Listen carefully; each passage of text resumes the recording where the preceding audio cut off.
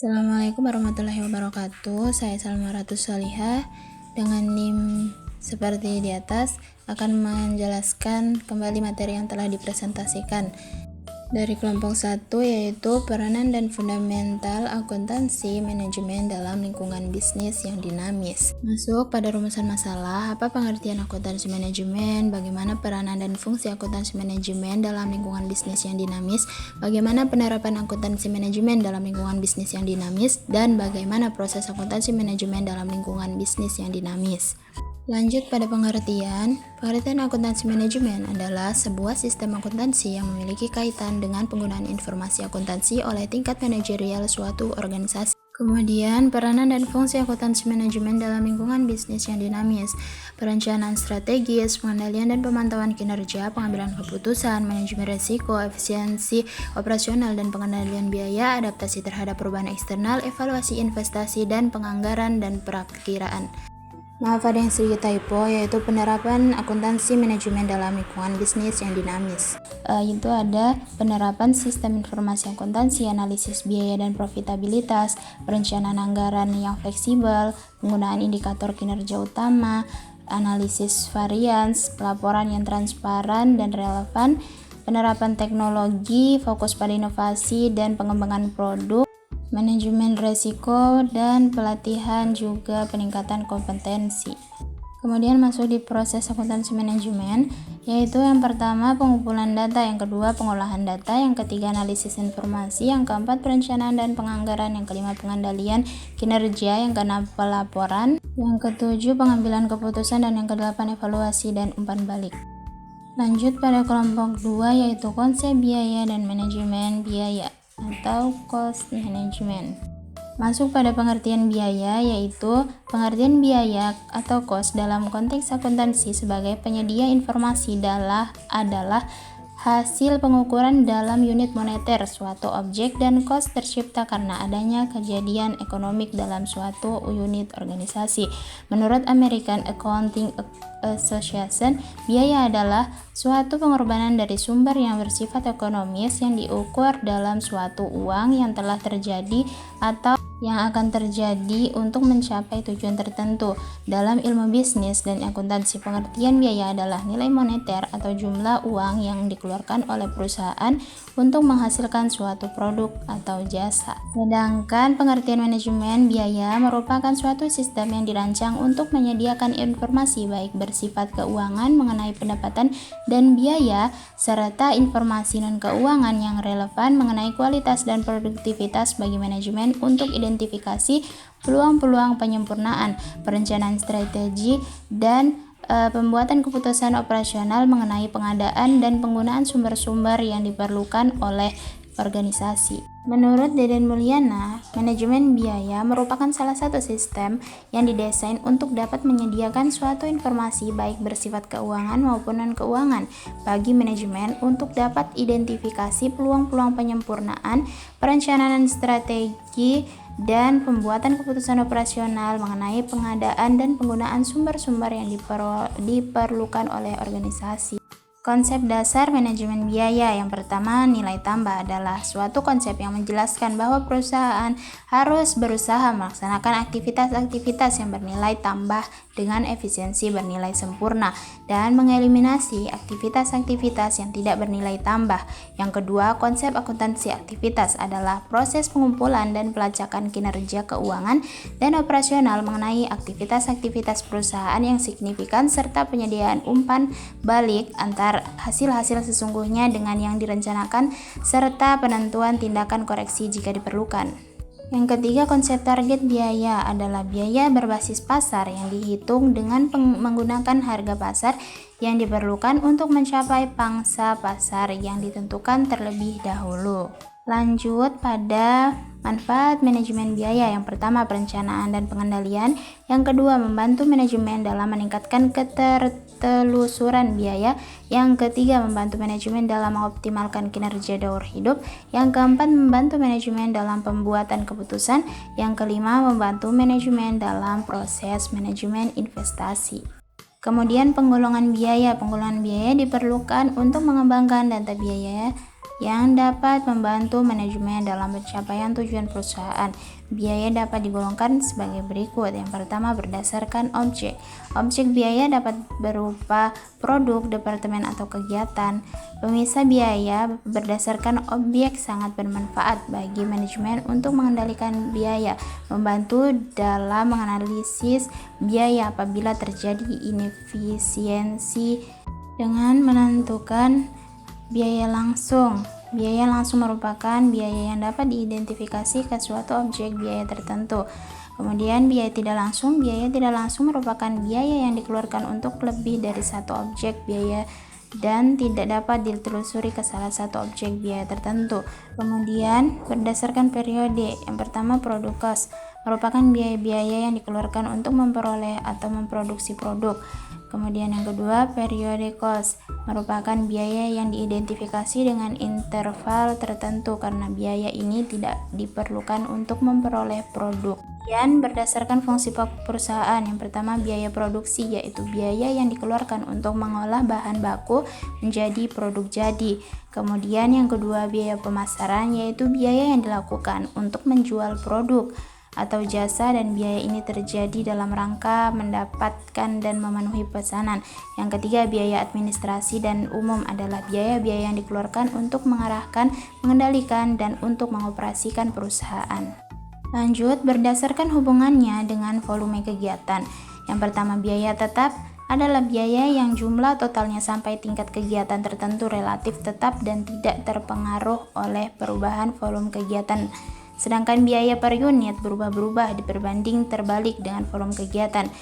Kemudian yang kedua, biaya variabel adalah biaya yang jumlah totalnya berubah-berubah sebanding dengan perubahan volume kegiatan, sedangkan biaya per unitnya tidak berubah. Kemudian yang ketiga, biaya semi variabel adalah biaya yang sebagian tetap dan sebagian lagi berubah-ubah sebanding dengan perubahan volume kegiatan. Kemudian proses manajemen biaya, yang pertama plan cost management, yang kedua estimasi cost, yang ketiga determine budget, yang keempat cost control. Kemudian prinsip manajemen biaya, mengidentifikasi biaya yang bernilai tambah dan tidak bernilai tambah. Kemudian yang kedua, melacak secara langsung biaya kegiatan tidak bernilai tambah. Yang ketiga, melacak secara langsung biaya signifikan pada suatu tujuan pelaporan biaya. Yang keempat, menentukan pusat biaya untuk setiap kelompok kegiatan homogeni. Yang kelima, meningkatkan keterlacakan biaya dengan menggunakan suatu sistem ABC. Yang keenam, mengembangkan driver biaya untuk dapat menunjukkan sebab akibat kegiatan dan biaya. Yang ketujuh, pengumpulan biaya daur hidup suatu produk. Yang kedelapan, membandingkan biaya suatu teknologi. Yang kesembilan, membandingkan suatu biaya sesungguhnya dengan biaya target. Yang kesepuluh, menggunakan suatu biaya efektif untuk pengendalian internal. Masuk di kelompok 3, cost volume dan profit analysis, perencanaan laba atau profit planning.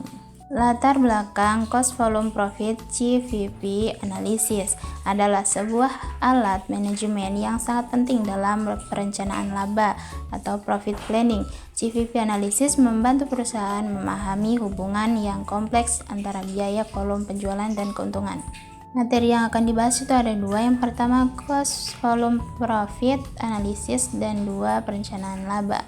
Pengertian dari CVP analysis adalah alat yang sangat berguna dalam pengambilan keputusan bisnis. Dengan memahami hubungan antar biaya, volume, dan laba, bisnis dapat merencanakan strategi yang lebih efektif untuk mencapai tujuan keuangan mereka, baik untuk menentukan titik impas, merencanakan laba, atau mengevaluasi resiko. CVP adalah komponen penting dalam manajemen keuangan yang tidak boleh diabaikan. Komponen utama dalam analisis CVP, yang pertama biaya tetap, yang kedua biaya variabel, yang ketiga harga jual per unit, yang keempat volume penjualan, yang ketiga margin kontribusi, yang keempat break even point. Berikut beberapa rumus CVP analisis. Yang pertama, margin kontribusi per unit, yaitu harga jual per unit dikurang biaya variabel per unit. Kemudian yang kedua, contribution margin ratio, yaitu margin kontribusi per unit dibagi harga jual per unit. Yang ketiga, break even point dalam unit, total biaya tetap dibagi margin kontribusi per unit. Sedangkan break even point dalam rupiah, yaitu total biaya tetap dibagi contribution margin ratio. Berikut contoh CVP analisis. Misalkan perusahaan PT Sejahtera memproduksi produk dengan data berikut. Harga jual per unitnya 50.000, biaya variabel per unitnya Rp30.000, total biaya tetap 200 juta rupiah. Untuk menghitung margin kontribusi per unitnya, yaitu harga jual per unitnya dikurang dengan biaya variabel per unit, ya, hasilnya jadi 20.000. Selanjutnya kita dapat menghitung break even point dalam unit, yaitu jumlah unit yang perlu dijual agar perusahaan tidak mengalami kerugian. Dengan rumus total biaya tetapnya dibagi dengan hasil dari pengurangan harga jual per unit dengan biaya variabel per unit. Jadi, PT Sejahtera itu perlu menjual 10 unit produk agar mencapai break even point, di mana mereka menutupi semua biaya tetap dan variabel tanpa menghasilkan kerugian atau keuntungan. Jika perusahaan ingin menghitung break even point dalam bentuk rupiah, itu harus menggunakan contribution margin ratio, yaitu 20.000 dibagi 50.000, hasilnya 0,4. Nah, kita bulatkan menjadi 40%. Maka untuk mengetahui berapa total pendapatan yang diperlukan untuk mencapai break even point, yaitu 200 juta dibagi 0,4, hasilnya 500 juta. Artinya PT Sejahtera perlu menghasilkan penjualan sebesar 500 juta untuk mencapai break even point. Kemudian manfaat GVP, yang pertama perencanaan keuangan yang lebih baik, yang kedua penerapan harga, yang ketiga strategi penjualan, yang keempat pengelolaan biaya, yang kelima evaluasi dampak keputusan. Kemudian ada 3 keterbatasan GVP, yang pertama asumsi biaya tetap dan variabel konstan, yang kedua tidak mempertimbangkan diskon volume, yang ketiga asumsi linearitas. Kemudian perencanaan laba. Apa itu perencanaan laba? Menurut Mulyadi, perencanaan laba adalah proses pembuatan rencana kerja untuk jangka waktu suatu tahun yang dinyatakan dalam satuan moneter dan satuan kuantitatif yang lain. Sedangkan menurut Henry Simamora, perencanaan laba merupakan rencana kerja yang telah diperhitungkan dengan cermat, di mana implikasi keuangannya dinyatakan dalam bentuk proyeksi perhitungan rugi laba, neraca kas, dan modal kerja untuk jangka panjang dan jangka pendek. Ada beberapa strategi perencanaan laba untuk membangun keuntungan yang berkelanjutan. Yang pertama, menentukan target laba yang realistis. Yang kedua, analisis biaya volume laba. Yang ketiga, mengoptimalkan penjualan dan harga. Yang keempat, mengendalikan biaya. Yang kelima, penerapan sistem akuntansi pertanggungjawaban. Yang keenam, pemantauan dan penilaian. Yang ketujuh, fleksibilitas dan adaptasi. Lanjut pada kelompok 4, yaitu perencanaan laba multiproduk entity. Masuk pada latar belakang, dalam lingkungan bisnis yang semakin kompetitif, perusahaan dituntut untuk tidak hanya mempertahankan kelangsungan hidupnya, tetapi juga mengoptimalkan keuntungannya. Salah satu strategi kunci yang harus diterapkan oleh perusahaan, terutama yang memiliki portofolio produk yang beragam, adalah perencanaan laba. Apa itu perencanaan laba? Perencanaan laba adalah proses yang bertujuan untuk mengidentifikasi dan mencapai target keuntungan yang diharapkan melalui analisis menyeluruh terhadap pendapatan, biaya, serta kontribusi margin dari setiap produk yang dijual. Dalam konteks entitas multiproduk, proses ini menjadi lebih kompleks karena perusahaan harus mempertimbangkan berbagai faktor seperti margin kontribusi tiap produk, volume penjualan, serta sales mix. Lanjut pada rumusan masalah. Yang pertama itu apa itu perencanaan laba entitas multiproduk? Yang kedua, bagaimana pengaruh perubahan rasio mix produk terhadap perencanaan laba dan pencapaian target laba pada entitas multiproduk. Yang ketiga, bagaimana cara menghitung dan menganalisis break even point dan target laba pada entitas multiproduk yang mempertimbangkan kontribusi margin rata-rata dan sales mix. Baik, perencanaan laba multiproduk adalah proses strategis untuk menentukan target laba yang ingin dicapai oleh perusahaan yang memiliki berbagai jenis produk. Ini melibatkan analisis mendalam tentang biaya, permintaan, harga, dan juga sumber daya yang tersedia. Ada beberapa alasan untuk menentukan margin produk. Yang pertama, pengambilan keputusan yang tepat dalam alokasi sumber daya. Dengan mengetahui kontribusi margin setiap produk, perusahaan dapat menentukan alokasi sumber daya seperti tenaga kerja, bahan baku, dan modal secara lebih efisien. Yang kedua, identifikasi produk yang paling menguntungkan. Produk yang memiliki kontribusi margin lebih tinggi berkontribusi lebih besar terhadap laba bersih perusahaan. Yang ketiga, perencanaan strategi penetapan harga. Misalnya, jika sebuah produk memiliki margin kontribusi yang tinggi tetapi volume penjualannya rendah, perusahaan dapat mempertimbangkan untuk menurunkan harga guna meningkatkan daya saing dan volume penjualan. Sebaliknya, produk dengan margin rendah mungkin perlu dipertimbangkan untuk kenaikan harga atau dilakukan efisiensi dalam biaya variabel untuk meningkatkan kontribusinya. Yang keempat, pengelolaan portofolio produk.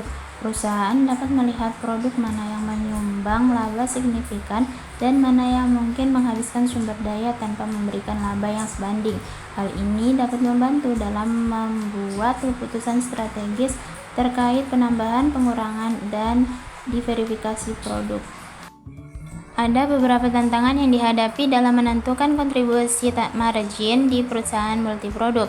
Yang pertama, perbedaan biaya variabel antar produk. Perusahaan harus tetap menghitung biaya variabel yang terkait langsung dengan setiap produk untuk mendapatkan angka kontribusi margin yang akurat. Yang kedua, fluktuasi biaya dan harga. Harga bahan baku atau biaya tenaga kerja dapat berubah dari waktu ke waktu dan dapat mempengaruhi biaya variabel. Yang ketiga, volume penjualan yang berfluktuasi. Volume penjualan yang bervariasi juga mempengaruhi kontribusi margin secara keseluruhan. Oleh karena itu, perusahaan harus menyeimbangkan antara kontribusi margin per unit dan volume penjualan produk dalam perencanaan laba. Dan yang keempat adalah kompleksitas portofolio produk. Kemudian, sales mix atau dikenal juga sebagai rasio mix produk adalah proporsi penjualan dari masing-masing produk terhadap total penjualan perusahaan. Dalam entitas multiproduk, perusahaan menjual berbagai macam produk yang memiliki margin kontribusi yang berbeda. Sales mix menjadi faktor yang sangat penting dalam menentukan laba perusahaan karena setiap produk memiliki peran berbeda dalam menghasilkan keuntungan. Ada beberapa dampak perubahan sales mix terhadap perusahaan. Yang pertama, perubahan dalam permintaan pasar. Yang kedua, penetapan harga yang berbeda-beda. Yang ketiga, pengelolaan biaya produksi. Yang keempat, pengaruh volume penjualan. Yang kelima, strategi promosi dan pemasaran. Kemudian, cara menghitung dan menganalisis break-even point. Break-even point adalah titik di mana pendapatan total perusahaan sama dengan total biayanya, sehingga perusahaan tidak mengalami laba maupun rugi. Dalam konteks perusahaan yang hanya memproduksi satu jenis produk, break-even point cukup sederhana untuk dihitung.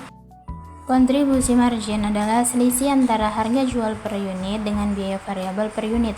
Kontribusi margin digunakan untuk menutupi biaya tetap perusahaan dan sisanya merupakan laba. Produk dengan kontribusi margin yang lebih tinggi membantu menutupi biaya tetap lebih cepat dibandingkan produk dengan kontribusi margin rendah. Oleh karena itu, semakin tinggi kontribusi margin, semakin cepat perusahaan mencapai break-even point. Lanjut pada tahapan menghitung break-even point. Yang pertama, hitung kontribusi margin. Rumusnya kontribusi margin sama dengan harga jual dikurang biaya variabel.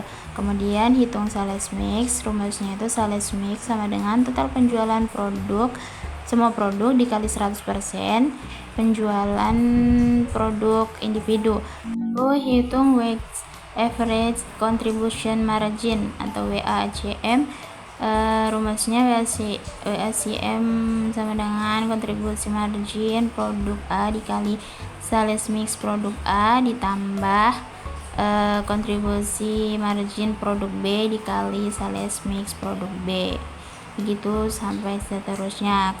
Hitung break even point multiproduk. BEP unit, total biaya tetap dibagi weighted average contribution margin per unit. Lalu ada beberapa faktor yang mempengaruhi break-even point dalam perusahaan multiproduk. Yang pertama, perubahan dalam biaya tetap. Yang kedua, perubahan dalam biaya variabel. Yang ketiga, perubahan sales mix. Yang keempat, perubahan harga jual.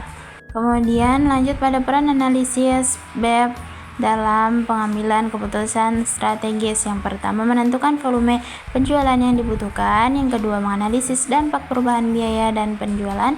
Yang ketiga, mengelola sales mix. Masuk pada materi kelompok 5, yaitu analisis perilaku biaya atau cost behavior analysis. Masuk pada latar belakang, yaitu kunci keberhasilan perusahaan dalam mempertahankan dan memenangkan setiap persaingan usaha adalah bagaimana perusahaan mampu lebih efisien, ekonomis dan produktif dalam menghasilkan output produk. Memahami perilaku biaya adalah suatu hal yang krusial bagi para manajer untuk mampu mengatur biaya yang dikeluarkan. Demikian juga dalam pengambilan keputusan dan dalam menaksir biaya di masa yang akan datang. Ada 3 rumusan masalah yang diambil, yaitu apa yang dimaksud perilaku biaya, apa saja jenis-jenis biaya, dan apa saja metode analisis semi-variabel. Oke, kita masuk pada pengertian perilaku biaya. Perilaku biaya adalah bagaimana biaya akan bereaksi atau berubah dengan adanya perubahan tingkat aktivitas bisnis. Bila aktivitas bisnis meningkat atau surut, biaya tertentu mungkin akan ikut naik atau turun atau mungkin juga tetap. Kemudian tipe-tipe pola perilaku biaya. Yang pertama, biaya variabel. Biaya variabel atau variable cost adalah biaya yang jumlahnya berubah secara proporsional terhadap perubahan tingkat aktivitas. Biaya variabel selanjutnya dikelompokkan menjadi variabel sejati, true variable, atau variabel proportionally variable, dan variabel bertahap atau step variable. Yang kedua, biaya tetap. Biaya tetap adalah suatu biaya yang konstan dalam total tanpa mempertimbangkan perubahan-perubahan tingkat aktivitas. Bila suatu biaya tetap dinyatakan menurut biaya per unit, maka biaya tersebut akan berubah secara terbalik dengan tingkat aktivitas. Untuk tujuan perencanaan, biaya tetap dipilah menjadi biaya yang telah ditentukan dan biaya yang dikeluarkan berdasarkan kebijakan manajemen. Kemudian yang ketiga, biaya semi variabel. Biaya semi variabel atau mixed cost adalah biaya yang terdiri atas elemen biaya variabel maupun biaya tetap.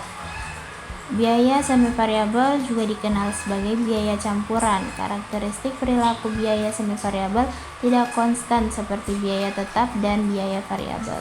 Lanjut, analisis biaya semi variabel. Yang pertama, metode titik tertinggi dan titik terendah. Metode tinggi rendah adalah suatu metode untuk menentukan persamaan suatu garis lurus dengan terlebih dahulu memilih 2 titik tinggi atau rendah yang akan digunakan untuk menghitung parameter pemintas dan kemiringan.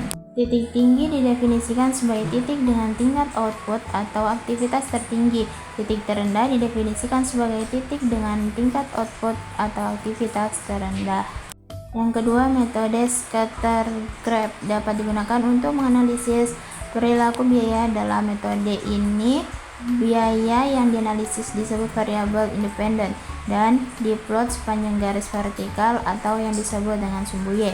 Aktivitas terkait disebut sebagai variabel independen, misalnya biaya tenaga kerja langsung, jam tenaga kerja langsung, jam mesin, unit output, atau presentasi kapasitas, dan diplot di sepanjang garis horizontal yang disebut sumbu X. Yang ketiga, metode analisis regresi. Metode analisis regresi atau biasa juga disebut dengan metode kuadrat terkecil menentukan secara matematis garis yang paling sesuai atau garis regresi linear melalui sekelompok titik. Garis regresi meminimalkan jumlah kuadrat deviasi setiap titik aktual yang diplot dari titik di atas atau di bawahnya dalam garis regresi. Dalam analisis regresi berganda, persamaan kuadrat terkecil untuk garis lurus YI sama dengan A tambah BI X tambah EI diperluas untuk memasukkan lebih dari satu variabel independen. Oke, lanjut pada materi kelompok 6, yaitu analisis pengambilan keputusan jangka pendek marketing aspek. Masuk pada latar belakang dalam dunia bisnis yang dinamis, kemampuan untuk mengambil keputusan secara cepat dan tepat menjadi kunci keberhasilan, terutama dalam aspek pemasaran. Keputusan jangka pendek seringkali menentukan keberlangsungan dari pertumbuhan bisnis. Analisis pengambilan keputusan jangka pendek dalam pemasaran berfokus pada memahami dan merespon perubahan pasar yang cepat, baik itu tren konsumen, persaingan, atau kondisi ekonomi. Tujuannya adalah untuk memaksimalkan keuntungan dan mencapai tujuan pemasaran dalam jangka waktu yang singkat. Ada 4 rumusan masalah yang diambil. Yang pertama, apa pengertian pengambilan keputusan jangka pendek marketing aspek? Yang kedua, bagaimana faktor-faktor internal dan eksternal memengaruhi pengambilan keputusan jangka pendek marketing aspek? Yang ketiga, apa contoh pengambilan keputusan jangka pendek marketing aspek? Yang keempat, apa manfaat pengambilan keputusan jangka pendek pada marketing aspek? Menurut Hansen and Moen, pengambilan keputusan jangka pendek atau tactical decision making merupakan proses memilih di antara pilihan yang ada yang harus segera dilakukan dan bersifat jangka pendek. Meskipun berorientasi jangka pendek, jenis keputusan ini tetap mengacu pada pencapaian tujuan strategis perusahaan sehingga keunggulan kompetitif dapat dicapai perusahaan dalam jangka panjang. Langkah-langkah yang pada umumnya digunakan dalam pengambilan keputusan jangka pendek itu ada 6. Yang pertama, identifikasi permasalahan yang sedang terjadi di perusahaan. Yang kedua, identifikasi alternatif atau pilihan penyelesaian masalah. Yang ketiga, identifikasi biaya dan manfaat dari setiap alternatif. Yang keempat, identifikasi dan jumlah biaya relevan dari setiap alternatif. Yang kelima, identifikasi faktor kualitatif. Yang keenam, pilih alternatif yang memberikan keuntungan terbesar. Menurut Hansen and Moen, pengambilan keputusan jangka pendek yang sering dihadapi manajemen adalah sebagai berikut. Yang pertama, keputusan membeli atau membuat. Yang kedua, keputusan menerima dan menolak pesanan khusus. Yang ketiga, keputusan menghentikan atau melanjutkan lini produk. Yang keempat, keputusan menjual atau memproses. Baik, masuk pada faktor-faktor internal dan eksternal memengaruhi pengambilan keputusan jangka pendek marketing aspek. Yang pertama itu faktor internal. Ada 3 bagian. Yang pertama, kepribadian. Yang kedua, gaya manajemen. Yang ketiga, berpikir kreatif dalam pengambilan keputusan. Sedangkan faktor eksternal ada 4. Yang pertama, adanya pengaruh tekanan dari luar. Terus, adanya pengaruh kebiasaan lama atau sifat-sifat pribadi. Yang ketiga, pengaruh dari kelompok lain. Yang keempat, faktor pengalaman. Kemudian, contoh pengambilan keputusan jangka pendek marketing aspek. Yang pertama, promosi diskon. Anda dapat menjalankan promosi diskon jangka pendek untuk meningkatkan penjualan dan menjadi pelanggan baru. Yang kedua, kampanye digital marketing. Anda dapat menjalankan kampanye digital marketing seperti iklan Google Ads, Facebook Ads, atau influencer marketing. Yang ketiga, acara peluncuran produk. Anda dapat mengadakan acara peluncuran produk untuk memperkenalkan produk baru kepada pasar. Kemudian, manfaat pengambilan keputusan jangka pendek pada marketing aspek. Yang pertama, respon cepat terhadap perubahan pasar. Yang kedua, menguji dan mengembangkan strategi baru. Yang ketiga, meningkatkan fleksibilitas dan kecepatan. Yang keempat, meningkatkan responsivitas terhadap pelanggan. Yang kelima, menguji efisiensi dan ROI. Yang keenam, meningkatkan eksperimen dan inovasi. Yang ketujuh, meningkatkan kolaborasi dan komunikasi. Baik, saya akan menyimpulkan semua materi tadi. Dari materi pertama yaitu akuntansi manajemen berperan penting dalam lingkungan bisnis yang dinamis dengan menyediakan informasi yang relevan untuk pengambilan keputusan. Fundamental akuntansi manajemen mencakup perencanaan, pengendalian, dan evaluasi kinerja yang membantu manajer memahami biaya, profitabilitas, dan efisiensi operasional. Dengan analisis yang tepat, perusahaan dapat beradaptasi dengan perubahan pasar, mengoptimalkan sumber daya, dan mencapai keunggulan kompetitif. Akuntansi manajemen juga berfungsi sebagai alat komunikasi antara manajemen dan pemangku kepentingan, mendukung transparansi dan akuntabilitas. Biaya adalah komponen penting dalam operasi bisnis yang harus dikelola dengan cermat agar perusahaan tetap kompetitif dan profitabel. Manajemen biaya bukan hanya tentang memotong pengeluaran, tetapi juga tentang pengalokasian sumber daya yang efisien untuk mendukung pertumbuhan perusahaan.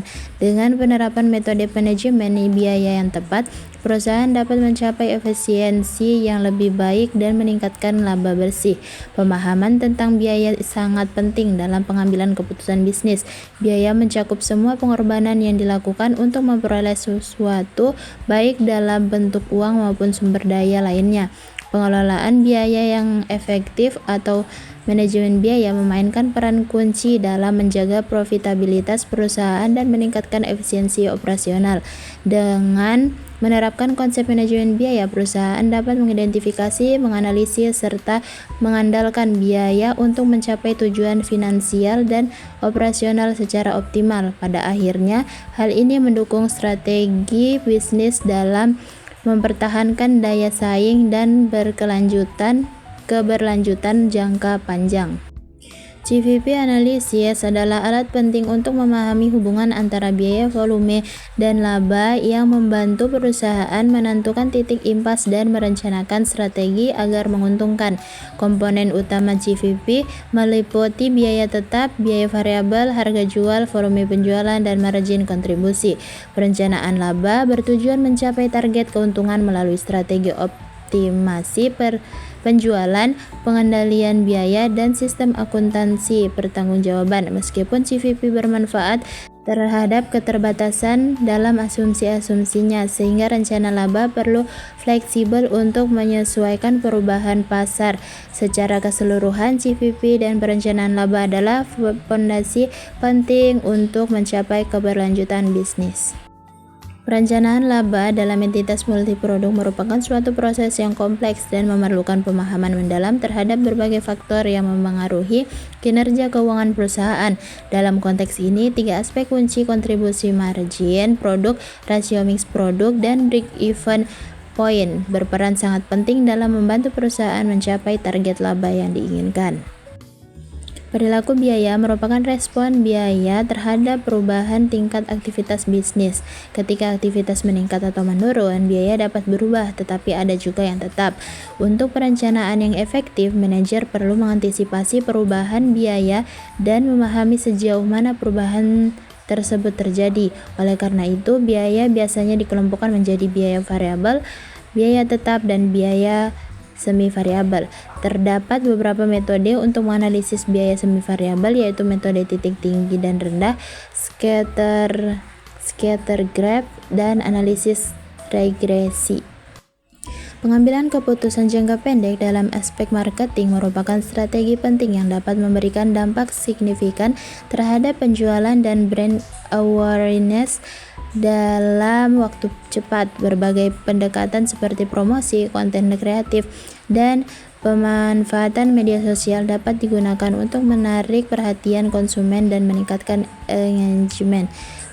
Keputusan yang diambil harus didasarkan pada analisis data yang relevan dan harus selaras dengan tujuan bisnis untuk memastikan keberhasilan. Mungkin itu saja yang bisa saya sampaikan. Saya ucapkan terima kasih telah mendengarkan. Mohon maaf jika ada kesalahan pengucapan dan juga penjelasan yang kurang tepat. Saya ucapkan Assalamualaikum warahmatullahi wabarakatuh.